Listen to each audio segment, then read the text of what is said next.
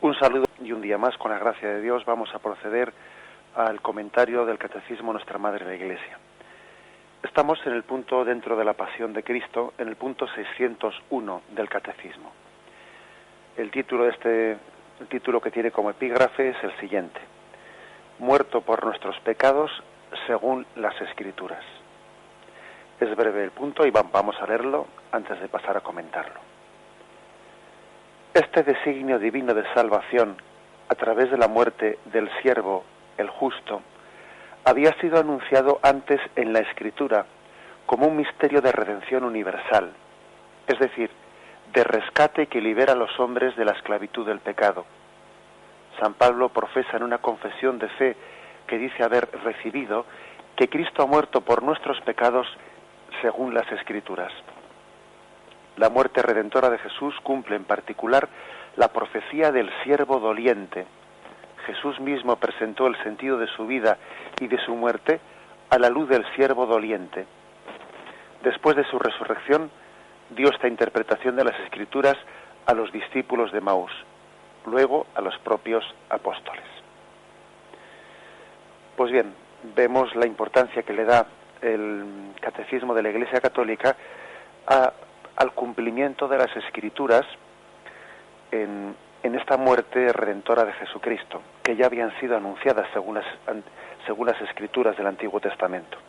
Tuvimos ocasión de dedicar un programa al significado de esta expresión según las Escrituras, y ahora vamos a intentar sencillamente aplicarlo a lo que supone, a lo que hace referencia a la pasión de Jesucristo.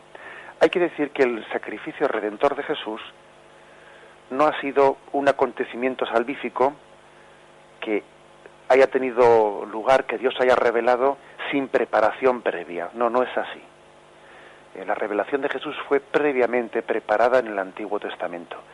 Igual que también la encarnación fue preparada en el Antiguo Testamento.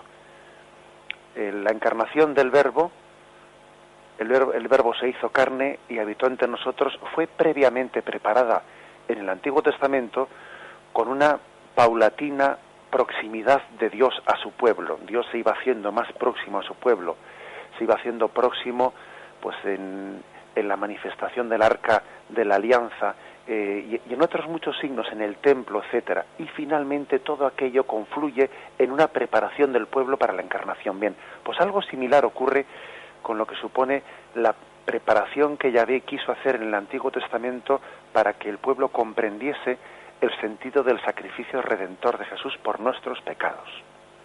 Yahvé es un buen pedagogo, es nuestro Padre, y un padre quiere preparar a sus hijos para entender las cosas.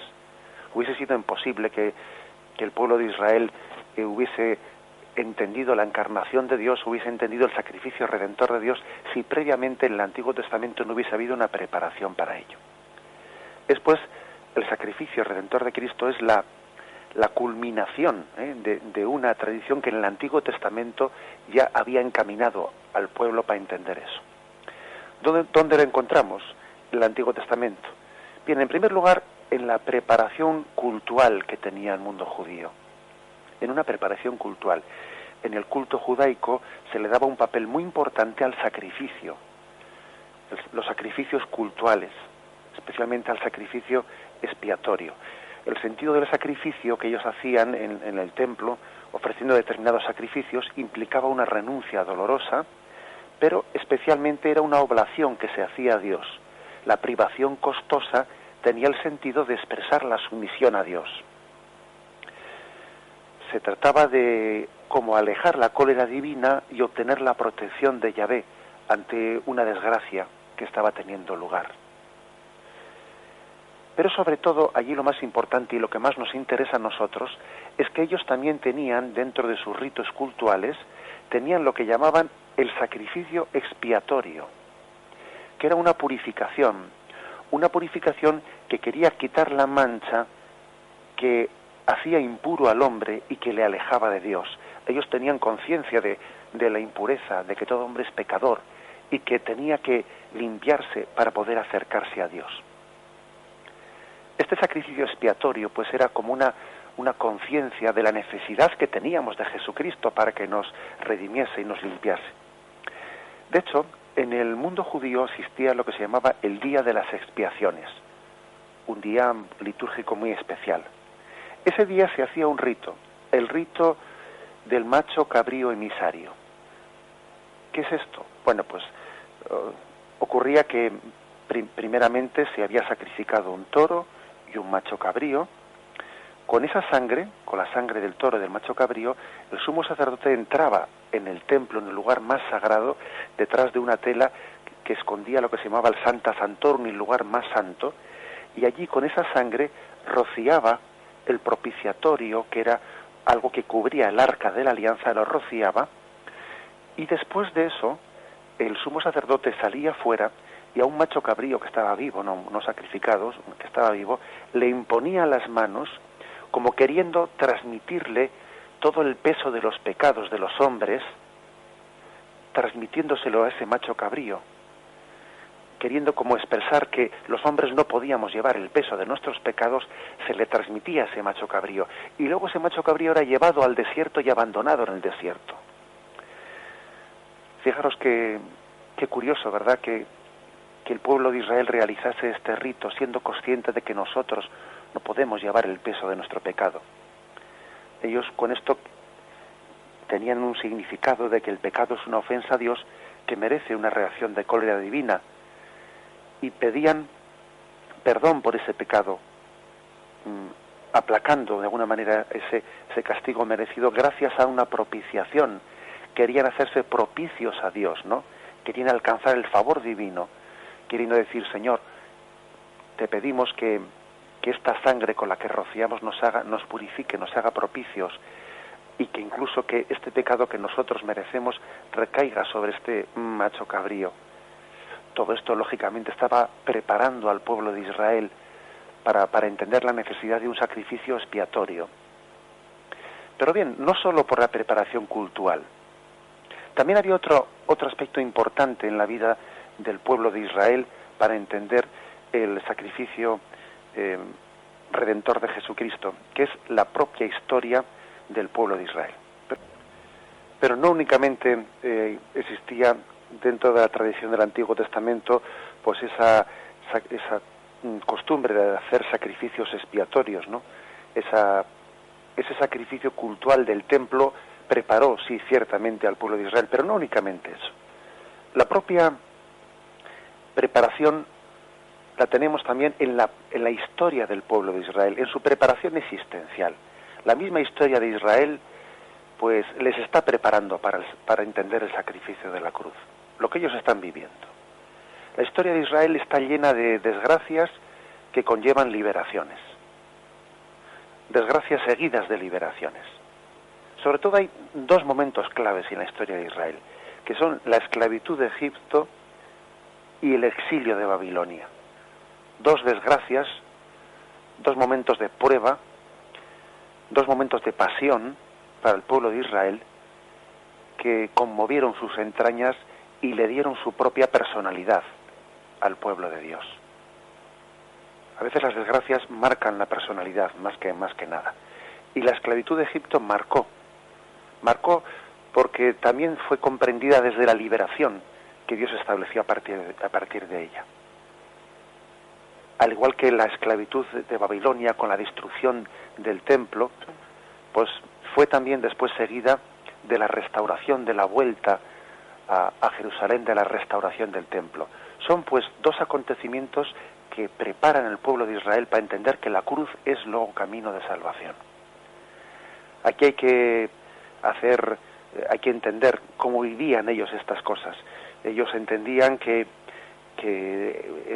esos momentos de desgracia, el exilio a Babilonia, la esclavitud en Egipto, les habían sobrevenido como consecuencias de los pecados que habían cometido. Los propios profetas también así se lo decían. Los castigos venían pedagógicamente del amor de Dios, que quería provocar como una transformación interior en ellos. Esa era la primera interpretación que tuvo Israel de lo que ocurría allí. Yahvé nos está purificando, nos está mandando castigos, pero que son también castigos medicinales y amorosos para que de alguna manera nosotros busquemos la conversión y una religiosidad más pura. Por ejemplo, en el segundo libro de Macabeos, capítulo 6, versículo 12 al 16, pues allí leemos esta interpretación. Estos castigos buscan no la destrucción, sino la educación de nuestra raza. El soberano nunca retira de nosotros su misericordia. Cuando corrige con la desgracia, no está abandonando a su propio pueblo. Bien, vemos por lo tanto qué interpretación hacían. Es decir, era una creencia que a través de la desgracia se llega a la salvación. Ahora bien, la interpretación de que el sufrimiento es el castigo de los pecados, pues conllevaba problemas, sobre todo cuando uno tenía que ya pasar de la interpretación global a una interpretación más particular, más personal. ¿Siempre es así? ¿Las desgracias siempre sobrevienen como consecuencia de los pecados? Y bueno, y es verdad que uno encuentra, por ejemplo, en el segundo libro de Crónicas, en el capítulo 15 o en el capítulo 26, casos en los que se habla de que los reyes de Israel estaban enfermos y se explica eso como consecuencia de los pecados que habían cometido. Pero hay también muchos pasajes en la Sagrada Escritura que ponen esto en cuestión. Las desgracias también sobrevienen a los inocentes. Las desgracias no tienen por qué ser consecuencia de los pecados. Y hay muchos salmos que claman en la desgracia desde la conciencia de no haber pecado, ¿eh? Por ejemplo, el Salmo 7, el Salmo 17, el Salmo 26, sobre todo el libro de Job, que es el libro que afronta el problema del sufrimiento del inocente. Job se sabe inocente ante Dios y no entiende el sentido de su sufrimiento. Y tiene tres amigos que están allí delante suyo, como pleiteando con él, que mantienen un poco pues la interpretación tradicional de que decía: algo has tenido que hacer, mira a ver bien, haz un examen de conciencia como más meticuloso, vas a ver cómo encuentras algo que justifique que te haya venido esta desgracia. Y frente a esa interpretación tradicional del Antiguo Testamento, Job insiste: no es cierto. Y por lo tanto el libro de Job quiere también abrir al misterio del sufrimiento del inocente. Pues bien, esto también es muy importante para el pueblo de Israel, para entender el sacrificio del inocente que es Jesucristo. El libro de Job comienza a preparar también la mentalidad del pueblo de Israel para entender el sacrificio del inocente. Si en el Antiguo Testamento el sufrimiento únicamente hubiese sido de los pecadores, no se hubiese entendido luego el sacrificio de Cristo en la cruz. Pero es que ya el Antiguo Testamento había preparado a entender que había un misterio, el misterio de que el sufrimiento, Dios también podía tener un designio de salvación en los inocentes. Sobre todo, fijaros, fue en la profecía del siervo paciente, del siervo de Yahvé, en la que Israel especialmente pues estaba prefigurando el sentido de la pasión de Jesucristo. Y este es pues el tercer punto en el que yo quiero desarrollarme, que es el principal y es al que hace referencia sobre todo este punto del catecismo de la Iglesia Católica en el que estamos hoy comentando. Fijaros cómo dice, vuelvo a leer una frase que he dicho al principio: la muerte redentora de Jesús cumple en particular la profecía del siervo doliente. ¿A qué se refiere? Bueno, pues se refiere a que en el libro de Isaías están lo que se llama las profecías del cántico del siervo de Yahvé o del siervo doliente, que son las que solemos leer el Viernes Santo, pues en la primera lectura, ese siervo llevado al matadero, como un cordero llevado al matadero que no abrió la boca. Ese es el cántico del siervo de Yahvé, que se distinguen en todo el libro de Isaías 4 cánticos del siervo de Yahvé.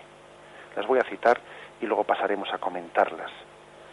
Está el capítulo 42, versículo del 1 al 7, es el primer cántico del siervo.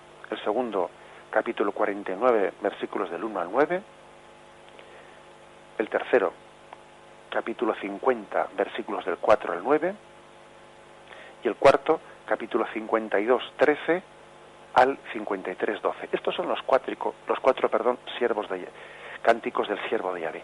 ¿Qué pasó? Pues pasó que el pueblo de Israel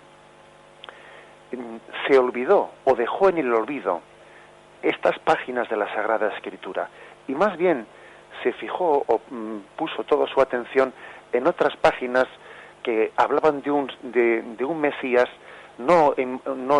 con la imagen del siervo paciente, sino con la imagen más bien triunfante. Por ejemplo, aquello en lo que el pueblo judío estaba más expectante, pues era en torno a la profecía de Isaías 9:1-6, donde se habla de ese Mesías como Dios fuerte, maravilla de consejero, príncipe de la paz.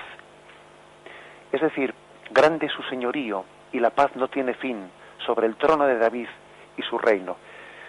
El pueblo de Israel, con el paso de los años y de los siglos, había ido centrando su interés y su atención en esas páginas del Antiguo Testamento en las que se vislumbraba una figura del Mesías más bien triunfante, el príncipe guerrero, aquel que era la imagen davídica del rey triunfante, una imagen del Mesías ligada a la imagen davídica.